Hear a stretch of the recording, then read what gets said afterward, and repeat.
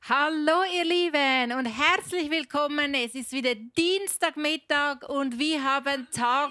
Oh, ja, das ist jetzt ein technischer Fehler, ist jetzt gleich aufgefallen.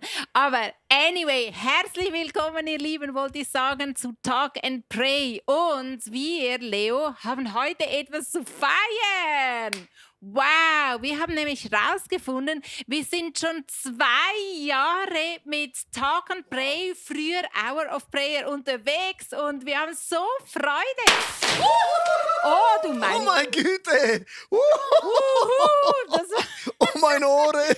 Detlef, das war jetzt ein Riesenknaller. Ja, man hat dich gesehen, Detlef. Das war Meine jetzt ein Güte. So, Riesenknaller. es ist wirklich ein mega Vorrecht, mit euch jede Woche beten zu dürfen. Das ist wirklich einfach etwas Phänomenales, wie da Gott eine Tür aufgemacht hat. In dem Sinne, viele von uns haben ja uns nicht gekannt, bis vor 2 Jahren, gell, Susanna? Dann kam ja Corona und plötzlich hat man auch gemerkt, dass im Reich Gottes, im Leib Christi, gibt es eine Bewegung, wo man plötzlich einfach auch ohne Grenzen, egal was für eine Church man geht, Hauptsache man liebt Jesus, einfach in einem Gebet oder einem Bibelstudium verbunden sein kann. Und das finde ich mega cool, Ja, spektakulär. hey, und es sind, so wie wir gezählt haben, 128 Folgen und wir haben so ein paar Bilder rausgesucht und da möchten wir dich gerne mit reinnehmen, weil es ist ja immer spannend, wie etwas anfängt oder wo man anfängt und wo man dann einfach mit der Zeit landet. Also hier sind ein paar Bilder. Das erste ist das Bild, wo wir das erste Mal Hour of Prayer hatten. Das war bei uns unten im Club. Kannst du dich noch erinnern? Nein, Ich nein, weiß noch, das nein, war das nein. Bruder Klaus-Gebet. Das war das Bruder Klaus-Gebet. Und wie geht das? Mein Herr und mein Gott, nimm alles von, mein Herr und mein Gott, ich gebe mich dir ganz hin, nimm Nimm alles alles von weg von mir, mir, was mich hindert hindert zu zu dir. dir. Genau. Eigentlich sollte ich es ja auswendig können, aber Ja, ich habe es schon wieder vergessen. hey, ja.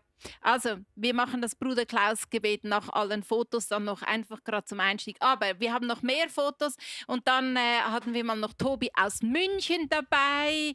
Da haben wir, glaube ich, mit Insta Live haben wir das gemacht. Wir haben auch verschiedene Dinge ausprobiert und dann das nächste Foto.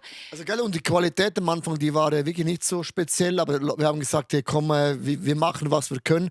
Das ist auch so eine Eigenschaft von unserer Church. Wir haben 5 Brote und 2 Fische. Wir nehmen das, was wir haben und versuchen einfach Dinge zu machen und dann, Bei uns in der Küche, das sehe ich aber ein bisschen müde aus.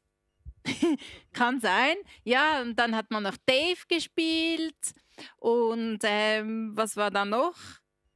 Nochmals zu uns zu Hause. Ah ja, wieder in der Küche. Und dann, das war im Office. Da mussten wir immer schön schauen, dass es ruhig war rundherum. Und das ist noch das alte Office, Ah, Susanna. Das stimmt. alte Office. Wir sind ja umgezogen auf Erdgeschoss kleiner. Wir haben uns auch das Office kleiner gemacht in der Corona-Krise. Auch interessant. Wir haben nur noch 1/3 vom Office und da haben Leute gesagt, ja nein, viel zu klein. Wie gesagt, und dann kam ja Corona und jetzt ist es genau genug groß, weil viele machen Homeoffice, plus wir haben noch ein Café. Also kann man auch Sitzungen im Café machen, feinen Kaffee trinken oder Tee, wie auch immer. Und man hat eigentlich eine Kombination. Ja. Also das ist auch etwas, wo, wenn du mal in Zürich bist, bei uns in der Church, schau mal rein in den Städtbacher. Wirklich wunderschön. Ja, und wir haben, glaube ich, noch ein, zwei. Ah ja, das war dann im City Room und das Kids-Räume. war dann in der Nespresso Lounge. Das ist also schon in unserer Hall, wo man auch in der Nespresso Lounge. Nächstes Und das Foto. nächste Foto ist in der Samsung Hall, im Garderobenbereich. Da waren wir auch drin. Wir sind ja unglaublich in so vielen Ja, Orten schon an gewesen. so vielen Orten. Weil wir haben immer jede Lücke, jeden Raum, den es gibt, haben wir genutzt, um irgendwo einfach mit euch zu beten. Und ich bin so dankbar, dass wir so eine flexible Church sind, die einfach immer alles möglich machen. Und mir hat Detlef gesagt, wir haben nicht einen Dienstag ausfahren lassen in diesen 2 Jahren. Wir haben es immer durchgezogen, wenn wir im Urlaub gewesen sind oder wo immer, dann kamen andere rein. Also wir haben ein cooles, breites Team, wo mit uns zusammen dieses Pray and Talk oder The Hour of Prayer zusammen gestaltet. Und wir sind ja jetzt am Sonntag in der Hashtag Jesus-Serie. Das heißt, es geht um Jesus und wie wir ihm immer ähnlicher werden können und so toxische Eigenschaften loswerden können. Und ich glaube, jetzt zum Anfang, auch heute nehmen wir das Thema vom Sonntag durch. Das ist auch ein sehr spannendes Thema. Wann kommt Jesus wieder? Aber lass uns doch einfach zum Anfang dieses Bruder Klaus-Gebet beten aus tiefstem Herzen und sagen: Mein Herr und mein Gott, nimm alles von mir, was mich hindert zu dir. Mein Herr und mein Gott, gib alles mir, was mich führt zu dir. Mein Herr und mein Gott, nimm mich mir und mach mich ganz zu eigen dir. Und ruhe einfach einen Moment in diesen Gedanken. Nimm mich mir und mach mich ganz zu eigen dir. Und darum geht es eigentlich auch in der Frage, wann kommt Jesus wieder? Ist eine Frage, die ist mega spannend. Sie wird auch auf YouTube im Moment rauf und runter beantwortet. Das versucht zu beantworten, ist jetzt Russland der Bär und Gog und Magog und Corona und all diese Dinge. Und ich habe mich eben entschieden, mal aus unserer Sicht zu erklären, was wir glauben, wann Jesus kommt. Also ohne einen Datum oder was immer auch zu sagen, aber ein Bild, das eben Jesus malt. Und das hat dazu mit einer Serviette. Ja, genau. Und dazu haben wir einen Ausschnitt vom Sonntag. Das ist ein spannendes Bild mit der Serviette. Ich kenne Knicke. Knicke ist, das sind so Punkte, wenn du in ein Restaurant gehst, dann nimmt man eine Serviette, oder? Und man legt sie so auf die Knie, damit eben die Jeans noch schön sind. Und wenn du auf das Klo gehst, dann sagt uns Knicke, nimmt man das Serviettentuch und man faltet es schön zusammen, damit der Kellner weiß, du, ich bin kurz auf dem Klo, ich komme wieder, oder? Sonst räumt er alles weg, oder? Und wenn du am Ende vom Abend fertig bist, dann nimmt man die Serviette, faltet es zusammen und sagt, danke, tschüss, goodbye, arrivederci, oder? Das kennen wir alle, oder? Das ist Knicke für die, die nicht nur Fastfood essen, sondern auch in ein Restaurant gehen. Das ist so ein Beweis, ich komme wieder oder ich bin gegangen. Und genau das Gleiche liest man an Ostern, ist das Grab von Jesus, hat eine ganz spezielle Situation erlebt. Und ich möchte es euch vorlesen, in Johannes 20, Vers 6 bis 7. Da kam auch Petrus Simon, er ging in das Grab hinein und sah ebenfalls die Leintücher zusammen mit dem Tuch, das Leintuch, mit dem auch der Kopf von Jesus bedeckt hatte. Er lag nicht zwischen den Leintüchern, sondern zusammengefaltet auf der Seite. Und wenn du was zusammenfaltest, das Leintuch von Jesus, bedeutet das, liebe Frauen und Männer, don't worry, räumt nicht ab, ich komme wieder. Also mich berührt wirklich einfach das Bild, Jesus legt das zusammen. Ich habe das immer oft so gelesen, habe gedacht, ja gut, auf gute Maniere, gut erzogen. Aber wenn man etwas zusammenfaltet oder legt, dann sagt man, ich komme wieder im Bild von einem Restaurant. Und das ist eben ein wunderbares Bild. Und dann sagte Jesus ja zu den Jüngern, der Zeitpunkt, wo ich wieder komme zum zweiten Mal auf die Erde, weiß niemand. Nicht mal die Engel wissen das, nicht mal ich weiß es, nur der Vater weiß das. Und diese Aussage kann man nur verstehen, wenn man eben das versteht. Jesus spricht von einer jüdischen Hochzeit und hat er zu Juden gesprochen, die diese Bilder ganz genau gekannt haben. Und wenn du die Bild schon gehört hast, dann kennst du die Punkte, aber ich möchte gerne heute einfach diese Punkte ganz kurz erklären und dann immer bei jedem Punkt ein Gebet beten. Also wir gehen jetzt betend durch diese jüdische Hochzeit hindurch.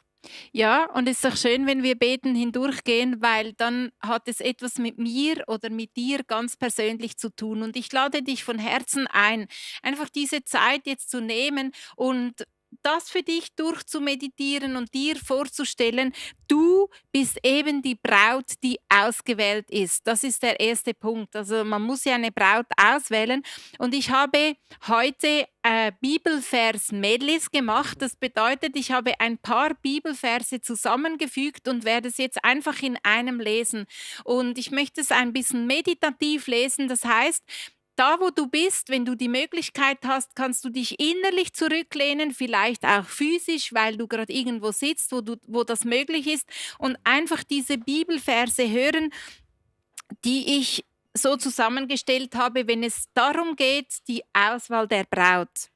Nicht wir haben Gott erwählt, sondern er hat uns erwählt. Wir lieben, weil Gott uns zuerst geliebt hat. Bisher haben wir Jesus nicht mit eigenen Augen gesehen und trotzdem lieben wir ihn. Wir vertrauen ihm auch wenn wir ihn vorläufig noch nicht sehen können. Daher erfüllt uns jetzt schon eine überwältigende, jubelnde Freude, eine Freude, die die künftige Herrlichkeit widerspiegelt. Weil die Braut wurde im Alten Testament, der Vater hat die Braut ausgesucht für den Sohn, das muss ich mir mal vorstellen. Und das heißt, der Bräutigam hat die Braut gar nie gesehen und umgekehrt auch nicht. Und es ist ein mega krasses Bild und auch in diesem Bibeltext, dass wir ihn lieben, obwohl wir nicht gesehen haben. Ich meine, wir waren ja nicht Petrus und Thomas und die Jünger, die Jesus gesehen und auch erlebt haben in dem Sinne, sondern effektiv, wir folgen dem Jesus nach, den wir noch nie gesehen haben. Und ich möchte jetzt einfach mit dir zusammen einfach Jesus Danke sagen, dass Gott uns ausgesucht hat, dass Gott uns entgegengekommen ist. Und lieber Vater im Himmel, ich möchte dir Danke sagen, dass du hast uns auserwählt. Du hast uns gesucht und gefunden, bevor wir dich jemals gefunden haben. Und wenn man jemand sucht, wenn man jemand auswählt, dann bedeutet das nichts anderes, dass wir wertvoll und kostbar und einmalig sind. Und ich möchte dir diese Worte zusprechen. Weil manchmal haben wir das Gefühl, ich bin nichts Besonderes und ich bin nicht so fähig und begabt wie andere. Man vergleicht sich ja immer wieder auch mit anderen Situationen, auch Menschen. Das ist so etwas Dämonisches, ehrlich gesagt, weil Vergleichen gibt es bei Gott nicht. Das ist etwas Teuflisches. Der Teufel wollte sein wie Gott. Vergleichen kommt immer, sage jetzt mal, vom Bösen, aus der Hölle. Und ich möchte dir zurufen, Gott hat dich gefunden und Gott hat dich gesucht und gefunden und er hat dich auserwählt und er ist uns entgegengekommen, wie der Vater beim verlorenen Sohn. Er ging ihm entgegen, schon von Weitem hat er ihn gesehen. Und ich möchte einfach Gott dir Danke sagen, dass wir in deinem Herzen einen so großen Platz haben, dass du sogar sagst, du würdest alles stehen lassen, die ganze Welt stehen lassen, um uns nachzugehen. Du lässt 99 Schafe stehen und du findest das eine Schaf, wo man mathematischer sagen würde, das macht überhaupt keinen Sinn. Das eine, komm, das spielt doch gar keine Rolle. Es gibt immer ein Schaf, es gibt immer einen Container, der wegfällt bei einem großen Containerschiff. Was spielt das für eine Rolle? Es sind immer noch Zehntausende Containers. Und ich möchte einfach dir zurufen, Gott hat uns, dich und mich auserwählt, bevor wir ihn jemals gesehen haben. Ja, und das Krasse ist ja auch, ich meine, es geht ja da um eine Liebesbeziehung. Da ist ja auch Freude dabei. Ich meine, als du mich ausgewählt hast, das löst positive Emotionen aus und das finde ich auch so eindrücklich ausgerechnet in einer Zeit, wo so viel Angst und so viel Zukunftsangst da ist, Panik, man weiß nicht wie, man weiß nicht wo, Krieg, Krankheit, Seuchen und so weiter. Und da heißt es, daher erfüllt uns schon jetzt eine überwältigende, jubelnde Freude, weil wir ausgesucht sind. Genau, lass uns zum zweiten Punkt gehen. Dann hat er einen Brautpreis bezahlt und dann habe ich am Anfang nicht verstanden, weil das kennen wir ja nicht. Als ich dich geheiratet habe, habe ich nicht deinen Eltern Geld gegeben. Aber dazu mal musste man vorstellen, es gab keine Pensionskasse. Wenn man eigentlich pensioniert war, hatte man keine Finanzen. Das heißt, die Kinder waren eigentlich deine Lebensversicherung oder deine Rente.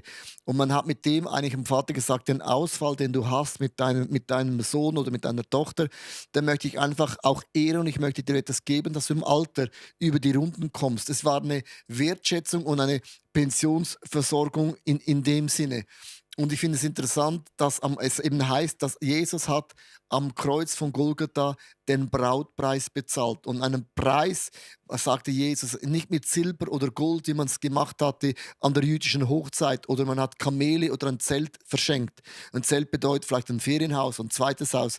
Sondern Jesus sagt, mit meinem Leben habe ich bezahlt, damit du und ich seine Freunde oder eine Ehe eingehen können. Und ich möchte für das ihm einfach Danke sagen, dass Gott seinen eigenen Sohn an meiner Stelle geschickt hat, damit ich eine Freundschaft mit ihm haben kann. Und lieber Gott im Himmel, und denke mal ganz kurz darüber nach an dem Tag, wo du zum Glauben gefunden hast. Das war ein Moment, ist eine Geschichte, das war ein Erlebnis. Es kann ein Gottesdienst sein, eine Großevangelisation. Es kann sein, dass du ein Gebet gebetet hast, ein Kind mit deiner Mutter, mit deinem Vater, in der Schule, mit Freunden, wo auch immer. Aber ich möchte dir Danke sagen, Jesus, dass du am Kreuz für alle meine Sünden und alle meine Fehler bist du gestorben. Und du hast dein Leben hingegeben und du sagst, es gibt keine größere Liebe als der sein Leben hingibt für seine Freunde. Denn im Blut, mit dem eigenen Leben, da ist eben ein Opfer das wir heute ja nicht mehr so kennen. Und ich danke dir, dass du das Opfer geworden bist, weil ich war nicht würdig und ich bin nicht würdig und ich werde nie auch würdig sein. Ich werde nie diesen Maßstäben gerecht werden können. Aber ich danke dir dennoch, dass du für mich den Preis bezahlt hast und mich losgekauft hast, auch aus meiner sündigen Natur. Weißt du, Susanne, das hat mich auch eben, der Bibelvers heißt ja, er hat uns aus der sündigen Natur losgekauft. Also, wenn man nicht gläubig ist, dann ist die Sünde bestimmt dein Leben. Also die ganze sündige Natur bestimmt dein Leben. Es gibt auch so toxische Eigenschaften, wo man gar nicht los davon kommt. Also Menschen ohne Gott, denen fehlt diese Kraft Gottes, den Willen und auch die Hoffnung zu sagen, ich kann das verändern. Das ist etwas, was wir Christen oft so denken, das ist normal. Nein, es ist nicht normal. Wir gehen von einer Substanz, von einer Kraft aus, weil die Bibel sagt, die Gleichkraft, die Jesus von den Toten auferweckt hat, wohnt in uns, wohnt in dir und mir. Das heißt, nur schon die Hoffnung, den Glauben, die Zuversicht, dass wir Dinge ändern können, ist göttlich. Das heißt, wir sind nicht mehr gefangen in einem Denken, ich bin halt so, ich muss so bleiben und ich bin ein Opfer der Umstände. Also darum möchte ich dir zurufen, alleine, dass der Braupreis hat eine krasse Bedeutung. Und wenn man dann in den dritten Punkt geht, die Verlobung. Bei uns war es so, wir haben einen Verlobungsring gekauft, also nicht den, sondern einen anderen. Und das ist man ja mega begeistert. Aber eine Verlobung würde man sagen, ich habe eine Reservation, ich meine es ernst, aber jetzt meine ich es ernst, aber es ist immer noch eine Reservation. Im Bund von der jüdischen Hochzeit war eine Reservation bereits schon ein Statement und wir haben das, hast du es aufgeschrieben? Ja. Einen Bibelvers habe ich aufgeschrieben. Meinst du das? Lese ich jetzt vor. Ebenso nahm er nach dem Essen den Becher mit Wein, und das Essen bezieht sich auf das letzte Abendmahl, wo sie zusammen gegessen haben, Jesus und seine Jünger. Nahm er eben den Wein, reichte ihn den Jüngern und sagte: Dieser Becher ist der neue Bund zwischen Gott und euch, der durch mein Blut besiegelt wird. Er wird zur Vergebung eurer Sünden vergossen. Ich sage euch, und das ist jetzt der angehängte Bibelvers, von jetzt an werde ich keinen Wein mehr trinken, bis ich ihn wieder im Reich meines Vaters mit euch trinken werde.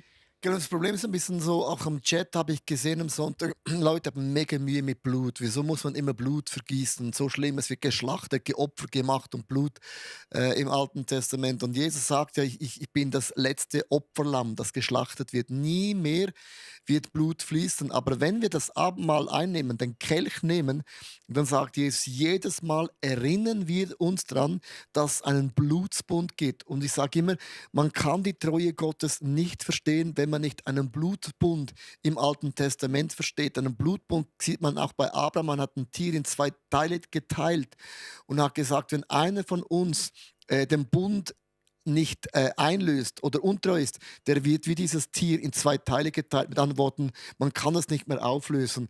Und bei Abraham war eben so, Gott hat ihn schlafen legen, weil er gewusst hat, wir Menschen, wir werden es verkacken, wir werden es nicht hinbringen. Und eigentlich ist der Bund mega einseitig. Darum heißt es auch, nichts kann uns trennen von der Liebe Gottes, weil ein Ja ist ein Ja bei Gott. Und unsere Treue, sagte Gott in der Bibel immer wieder, wir sind untreu. Und das Volk von Gott war immer untreu. Aber Gott hat gesagt, ich bin nicht so wie ihr. Und darum finde ich das bei der Verlobung, das berührt mich eben, weil es ist ehrlich gesagt ein bisschen einseitig, bös gesagt. Also Gott hat das gemacht ohne Abraham, weil er wusste, ich muss die Menschen aus dem Schussfeld nehmen. Bedeutet nicht, du kannst machen und tun, was du willst. Dann sagen Leute, ja gut, dann kann ich ja machen und tun, was ich will. Fehler haben immer noch Konsequenzen. Also wenn du von einem Hochhaus runterspringst, kannst du nicht sagen, also die Schwerkraft hat für mich keine Bedeutung mehr. Kannst du schon sagen, aber wenn du am Ende auf dem Boden auffällst, bist du tot, wirst du merken, nicht du hast die Schwerkraft gebrochen, sondern die Schwerkraft hat dich gebrochen. Und da machen wir Christen oft einen Fehler, weil wenn der Geist Gottes in uns drin wohnt, dann willst du gar nicht mehr sündigen. Das sagt eben Paulus, du bist so verliebt und du bist so nahe an Jesus und alles, was uns ein bisschen wegdriftet von diesen Dingen, ist eben genau ein Zeichen, dass wir wieder zurückkehren müssen und möchten an dieses Herz von diesem Gott im Himmel. Und vielleicht, Susanne, können wir ein Gebet beten, dass wir unsere Themen, wir sind ja alle nicht perfekt, aber einfach Gott Danke sagen, dass er uns dennoch und trotzdem für uns ein Ja hat. Das finde ich krass, weil wir haben ja Kinder und da gibt es ja Tage, wo es vielleicht das nervt oder manchmal denkst du, ja, ich habe mega viel investiert, mega viel gemacht, aber Gott denkt nicht so. Der ist dankbar, dass wir als seine Kinder Zeit mit ihm verbringen. Ja, und ich finde gerade da, wenn es auch um die Verlobung geht, um dieses Bild von diesem Ritual, finde ich eben genau das Bruder Klaus Gebet so stark, wo es heißt: „Nimm mich mir und mach mich ganz zu eigen dir.“ Das ist eigentlich der Verlobungsprozess oder dann später auch die eigentliche Eheschließung. Und lass uns da einfach im Gebet verweilen für einen Moment und sagen: „Danke Gott, dass du dich mit uns Menschen verloben willst.“ Und das gibt auch Stellen in der Bibel, wo das heißt: „Du hast dich mit deinem Volk in der Wüste damals, vor 4.000 oder so Jahren verlobt und du willst dich auch heute noch mit mir verloben.“ Und du schämst dich nicht für meine Fehler, für diese Vergehen, sondern du stellst dich trotzdem zu mir und du hast auch dafür gesorgt, dass ich ein weißes Kleid bekomme, ein Kleid der Gerechtigkeit und nimm mich mir und mach mich ganz zu eigen dir. Das ist mein Wunsch heute. Und wir haben immer so Themen, die dann ein bisschen hervorkommen. Eben, wenn ich mein Leben anschaue, ich werde auch diesen Sonntag drüber sprechen, es tut manchmal schmerzhaft weh, einfach gewisse Eigenschaften zu entdecken, die man hat, weil man merkt, man hat so toxische Eigenschaften im Leben. Es nervt mega. Und es tut auch manchmal mega weh, weil ich denke, jetzt bin ich schon so alt und wieso habe ich immer noch diese und jene Macken oder Eigenschaften im Leben. Und dann deine Augen zuzumachen und sagen, in all dem, wo ich nicht perfekt bin, liebt mich Gott bedingungslos. Und das sprengt. Es sprengt meine Vorstellung und es sprengt meine Art, wie ich lebe, wie ich definiere, wie ich Dinge sehe. Und ich merke einfach, Gott ist so anders. Der hat wirklich, er kommt vom Himmel, der hat eine andere Perspektive, eine andere Sichtweise, als ich das habe. Und ich möchte einfach dir auch zurufen, in Zephania 3, Vers 17 steht geschrieben, Gott jubelt jeden Tag, wenn er an dich denkt. Und dann gibt es die Stelle, wo es heißt, Gott hat unsere Namen in seine Handfläche eingraviert, eingeritzt. Das heißt, also Gott denkt so viel an uns und Gott ist so mächtig stolz. Dennoch und trotzdem, was wir tun. Und die Verlobung hat bedeutet so, es war wie eine Hochzeit, man hat geheiratet, man hat den Kelch genommen und Blut ist in dem Sinne geflossen. Und jetzt gibt es so eine kleine Sache, wo ich nicht gewusst habe, weil dann gibt es ja die Stelle, wo Jesus sagt, nicht mal die Engel, nicht mal ich selber weiß, wenn ich zurückkomme, nur der Vater weiß das. Und dann bei dieser Hochzeit ging dann der Bräutigam weg, zurück zum Vater. Bei der Verlobung. Ja, ging zurück zum Vater und hat da beim Vater eine Wohnung, ein Haus gebaut. Und erst der Vater konnte sagen, jetzt ist es gut genug. Also nicht der Sohn konnte sagen, weil der Sohn will ja unbedingt so schnell wie möglich. Und der Vater hat gesagt, nein, jetzt ist es gut. Und seit 2000 Jahren baut Jesus da ein Haus für uns im Himmel. Und der Tag, wo Gott sagt, die Wohnung ist gut, dann kommt er wieder. Und jetzt gibt es ja diese Wartezeit. Und in der Wartezeit hat Gott uns nicht einfach gesagt, ja, ihr müsst warten, Daumen drücken, drehen und ein bisschen nichts Blödes tun, sondern in dieser Wartezeit hat er uns ein Geschenk gegeben. Und das war für mich ehrlich gesagt, also ich habe mega viel selber gelernt bei der Predigt. Das ist ja nicht bei jeder Predigt genau gleich viel, aber ich habe das nicht gewusst. Er gab ein Abschiedsgeschenk in der Wartephase. Es konnte ein Ring sein, ein Diamant sein, etwas sehr wertvolles. Er hat gesagt, hey, schau, das ist so wertvoll, denn das darfst du nicht verlieren, weil das ist ein Zeichen, ein Siegel, ein Beweis, ich komme wieder. Weil es gibt ja dann die Tage, wenn man hier wartet, man weiß nicht, geht es ein Jahr, geht es 2 Jahre, 10 Jahre, das wusste sie alles nicht, hat sie immer gewusst, das ist so kostbar, so teuer, da kann ich das einfach hinterlassen und er kommt nicht mehr. Also das ist krass und das ist eigentlich der Heilige Geist bei uns. Susanne, lies mal diesen Vers vor, weil wir sind versiegelt mit einem Pfand. Ja, ich habe da wieder 2 Verse zusammengefügt und der beginnt: „Und uns mit seinem Geist erfüllt.“ Also, das ist das Geschenk. „So drückte er uns sein Siegel auf. Wir sind sein Eigentum geworden.“ Also, nimm mich mir und mach mich ganz zu eigen dir. Das Geschenk des Geistes in unserem Herzen ist Gottes sicheres Pfand für das, was er uns noch schenken wird. Und dann schenkt er uns ja der Heilige Geist und noch mehr. Und die Frucht aber, die der Heilige Geist in euch hervorbringt, damit wir auch ein bisschen eine Ahnung haben, was denn das für ein Geschenk ist die göttliche Liebe in all ihren vielfältigen Ausdrucksformen. Überströmende Freude, überwältigender Friede, ausdauernde Geduld, Güte in der Tat, ein Leben voller Tugend, ein Glaube, der sich durchsetzt, Sanftmut des Herzens und Stärke des Geistes. Das ist also alles, das ist das Geschenk, das der Heilige Geist in uns hervorbringt. Und am Sonntag hast du das mit so einer Beuteltasche symbolisiert. Und das finde ich so ein praktisches Bild. Stimmt, ja, genau, kann man plötzlich sind bei der Vorbereitung. Nee, und das sind ja die Früchte des Geistes. Du hast mit 9 Eigenschaften von Gott bekommen in der Wartezeit und aber auch 9 Geistesgaben von Heilung, von Prophetie, von Zungenreden, was auch immer. Und Susanne, du hast gesagt bei der Vorbereitung, das sind alles emotionale Themen. Ja. Wieso hast du es so betont? Was ist das für dich?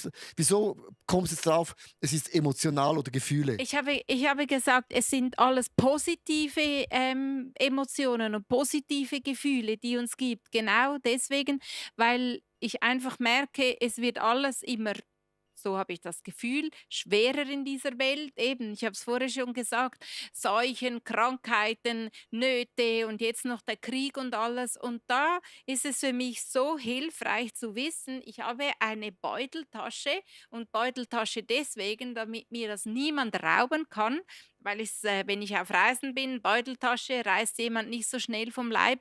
Das habe ich das habe ich einfach bei mir und ich möchte es nochmals vorlesen. Diese überströmende Freude, dieser überwältigende Friede, die andauernde Geduld, Güte in der Tat, ein Leben voller Tugend, ein Glaube, der sich durchsetzt, Sanftmut des Herzens und Stärke des Geistes, das sind alles Dinge, die können wachsen in meinem Leben, in deinem Leben, in unserem Leben, unabhängig von den Genau, Umständen. und ich finde es mega schön, Susanne, einfach jetzt diese Wörter aussprechen könntest jetzt über uns, wie Ja. so als ein Segen, weil ich brauche schon Freude, Frieden, nicht Eierkuchen, aber ich brauche auch diese Dinge, weil ja, wir sind ja in einer speziellen Zeit. Und einfach, sprecht Ja. es einen Segen aus, bewusst über uns jetzt.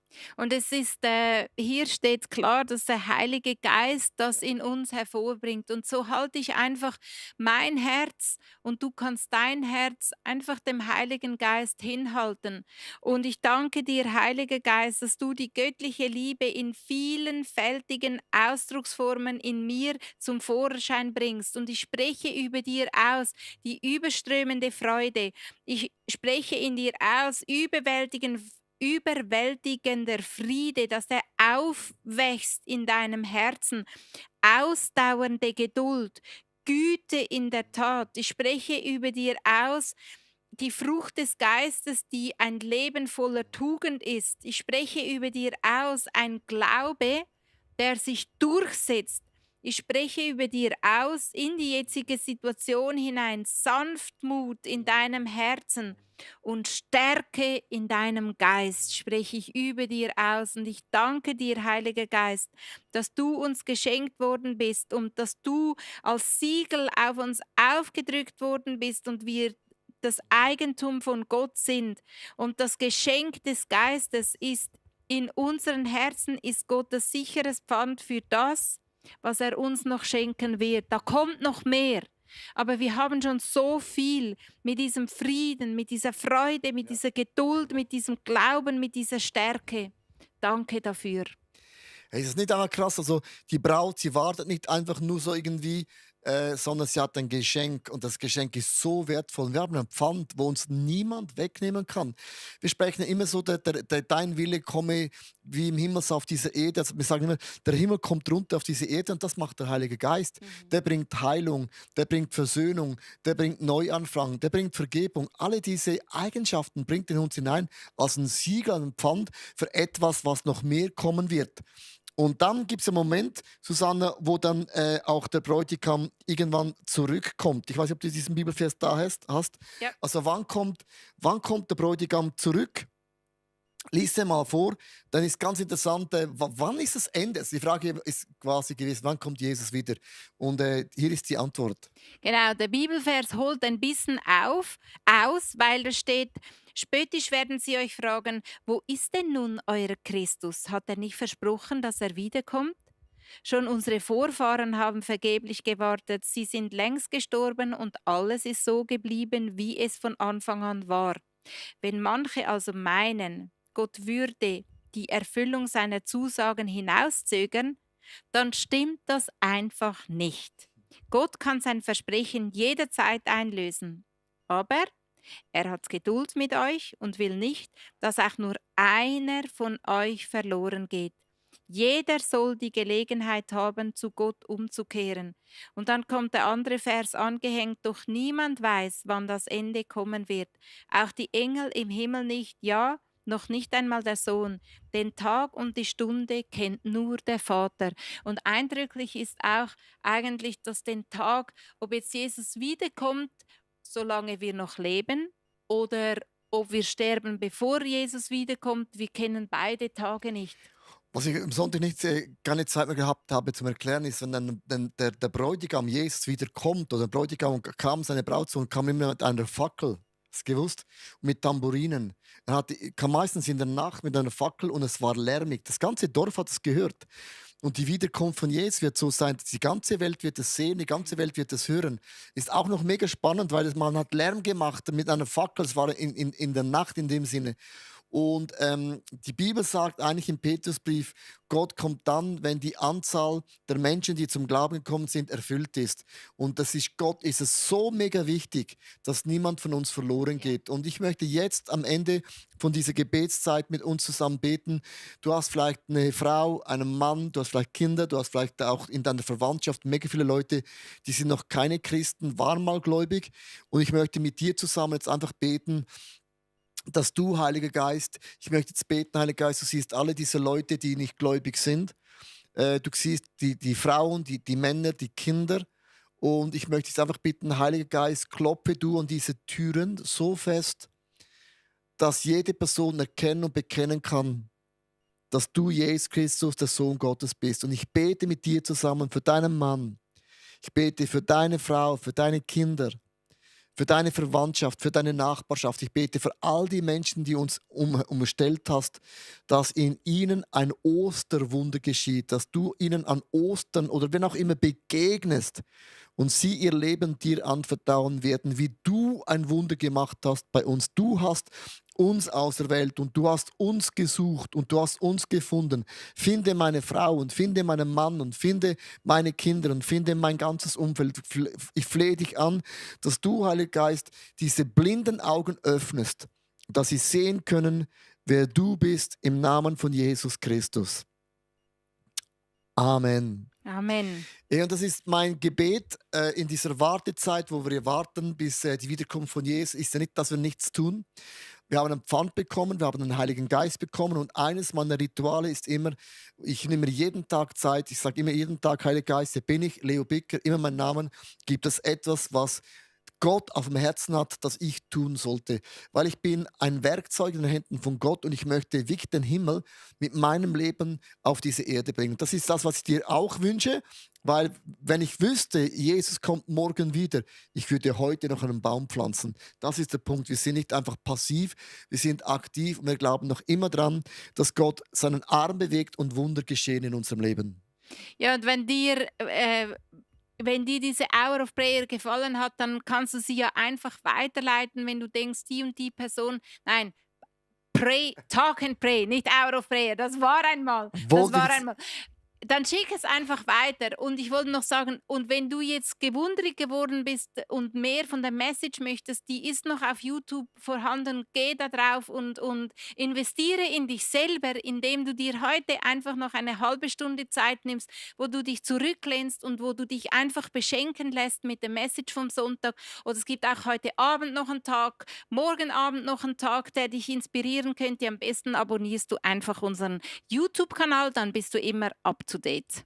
Also, ich wünsche euch einen wunderschönen Mittag. God bless you und bis am Sonntag oder am nächsten Dienstag oder am Ostern haben wir ein riesen Programm mit so vielen Angeboten. Ich freue mich, wir haben ein cooles Team, wo für euch viele, viele Dinge macht, damit wir alle zusammen Jesus Christus ähnlicher werden. Also, tschüssi und bye Tschüss. bye. Tschüss.